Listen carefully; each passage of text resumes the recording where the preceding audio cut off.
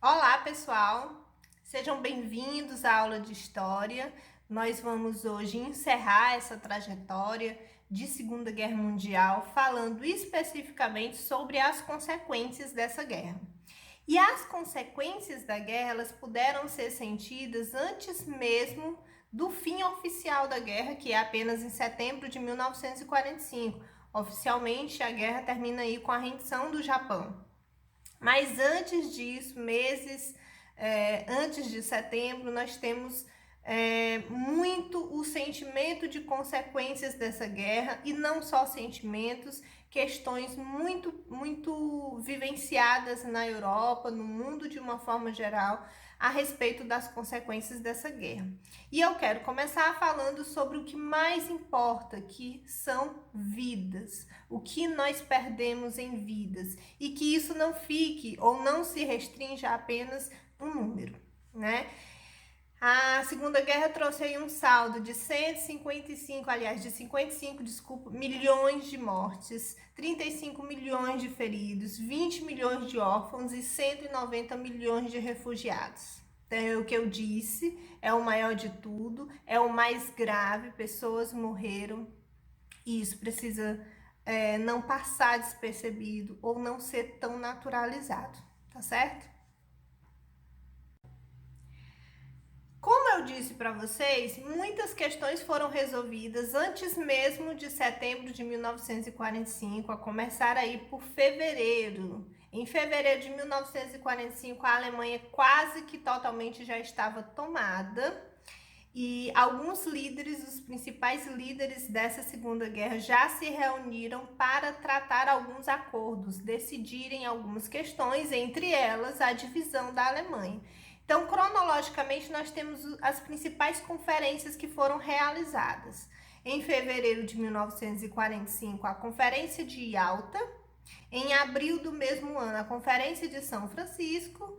E em agosto, aliás, de julho a agosto, nós temos a Conferência de Potsdam, e nós vamos falar especificamente sobre cada conferência, o que foi decidido, o quanto que isso foi importante e o quanto que nós ainda temos disso. Por exemplo, a ONU, que é decidida aí em uma dessas conferências, ainda hoje existe, é um órgão extremamente importante que tem uma função magnífica no mundo atual.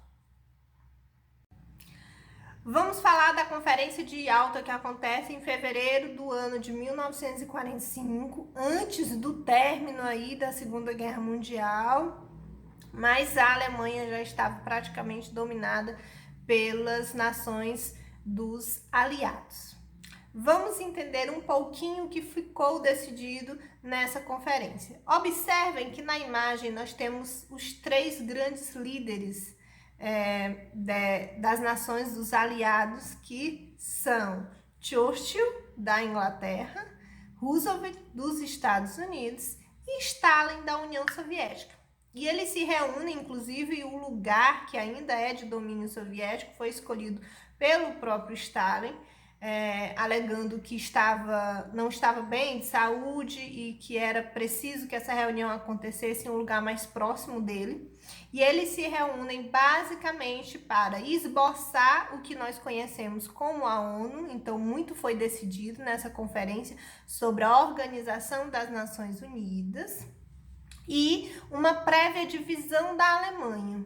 Como que a Alemanha já ficaria depois do final da guerra, as zonas de influência, repartindo basicamente a Alemanha em 4 fatias, digamos assim, de dominação norte-americana, soviética, inglesa e francesa, porque a França também fazia parte dos aliados, lembrando. Então, essa Conferência de Yalta basicamente decidia isso e evidenciava os interesses individuais de cada líder. Churchill, aí da Inglaterra, ele queria, de certa forma, que houvessem eleições democráticas na região do leste europeu. Roosevelt queria, já na reunião, contar com o apoio de Stalin, dos soldados de Stalin, para reforçar a guerra no Atlântico contra o Japão. E Stalin queria ainda nessa reunião que ficasse decidido o domínio da União Soviética por todo ou por parte do leste europeu. Então, nessa reunião, nós temos alguns interesses individuais também. A próxima conferência acontece de julho a agosto de 1945 e é conhecida como a Conferência de Potsdam. E nessa conferência, oficialmente, a Alemanha ela é dividida em 4 zonas de influência, e aí nós temos os Estados Unidos, a União Soviética, a França e a Inglaterra, ou seja, os países que teoricamente venceram a Segunda Guerra Mundial. Eu volto a dizer, em uma guerra não existem vencedores. Mas enfim, esses países que teriam vencido a Segunda Guerra Mundial, eles dividiram a Alemanha nessas 4 zonas de influência, que com o passar dos anos, essa divisão acaba sendo, na prática, evidenciada pela União Soviética e pelos Estados Unidos. Então, assim, de um lado nós vamos ter o capitalismo norte-americano, do outro lado o socialismo soviético. Basicamente, essa divisão depois vai ser configurada dessa forma. Mas nessa conferência ela é dividida nessas 4 zonas de influência, tá? Lembrando que França, Inglaterra e Estados Unidos comungavam do mesmo sistema econômico político, que era o capitalismo. E só a União Soviética, dos 4, era comunista. Nessa conferência também foi decidido as punições depois da Segunda Guerra Mundial, que a Alemanha vai sofrer, não tão quanto lá no passado, como a Alemanha sofreu depois da Primeira Guerra Mundial, mas nós temos aqui, ela vai ter que pagar 20 milhões de dólares por conta da guerra. Ela vai ter que reduzir o seu exército também. Então, ela, de certa forma, a Alemanha também fica culpada pela guerra, muito por conta do nazismo e da política de Hitler durante toda a Segunda Guerra Mundial. Além disso, nós temos a criação de um tribunal que é conhecido como Tribunal de Nuremberg, que é o tribunal responsável por gerir, por tratar todos os crimes cometidos durante a Segunda Guerra Mundial e especialmente os crimes nazistas. Coloquei aqui o mapa da Alemanha para que vocês tenham essa consciência visual da divisão.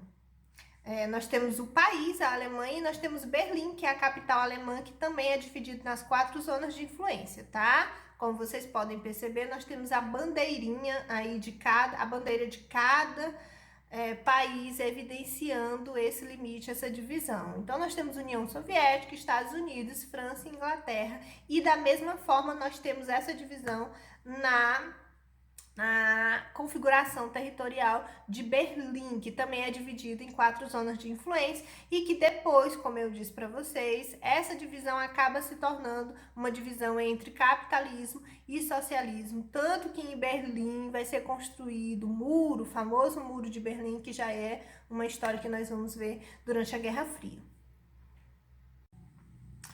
E os campos de concentração, eles são, na verdade, eles vêm à tona a existência desses campos no final da Segunda Guerra Mundial, e isso chocou o mundo.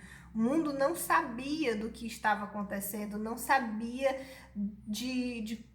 da tamanha violência empregada por Hitler e crueldade quando ele cria esses campos de concentração que tinham, de uma forma geral, o objetivo de exterminar sistematicamente os judeus.